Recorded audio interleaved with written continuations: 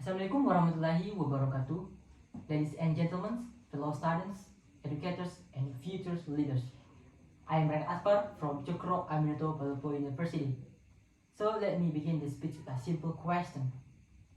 What do you think happens to a nation when its children are left without a tool to dream, to think, and to grow? The answer is nothing. Nothing happens. Because nothing ever moves forward in a nation without education. Today, I stand before you not just talk about education, but to urge you, to move you, to shake you, so you realize that education is not someone else's problem. It is not government's problem alone. It is your responsibility, my responsibility, and our collective responsibility. In Indonesia, the Constitution declares that every citizen has the right to a proper education, but reality paints a different picture.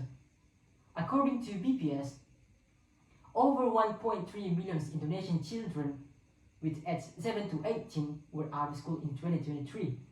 That's 1.3 million dream paused, 1.3 million futures endangered. Even those who are in school often don't receive the quality of education they deserve. In some rural areas, one teacher teaches all subjects to all grades. Some schools still have no internet access, and some students walk for miles every morning just to sit and leak in classroom. Yet they come, they sit, they learn, just because they know the power of education, even when the system forgets them. So let me ask you, if they haven't given up, why should we? Education is not just about passing a test. It's about learning to question, to build, to create, and to care. It is the difference between repeating what you're told and thinking for yourself. It is the spark that ignites change. Without education, there's no innovation, healthcare, no climate action, no future. Every problem this country faces, poverty, corruption, intolerance, find its roots in the absence of quality education. So again I say, education is not isolated goals. It is the foundation of every goal. So what can we do? You might be thinking, I am just one person. What can I possibly do? If you are students, volunteer in a local literacy program, teach a child to read. And if you are educator, teach not only with knowledge, but with heart. And if you're a policy maker, invest more than this money. Invest attention. And if you citizen with a voice and with a phone, share stories from neglected areas, amplify them. Even posting on social media can raise awareness. Your post might reach someone who can donate, build, or support.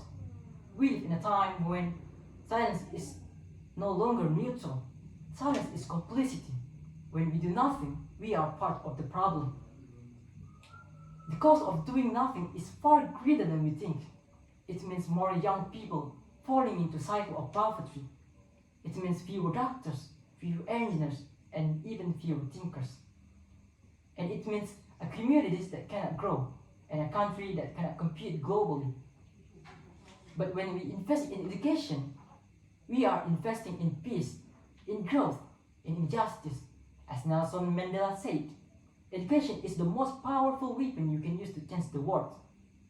So let this speech not be just another speech you heard today. Let this speech be a spark. Talk to your friend about it.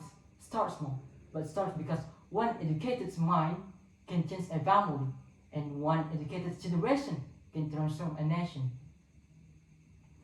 If you care about poverty, care about education. And if you care about climate, care about education. And if you care about your country, care about education. Indonesian futures is not written in stone. It's written in our action, in the classroom we build, the children we empower, and the voices we choose to arise. The question is not whether we can make a difference. The question is, will we? I'm Atfar. Thank you.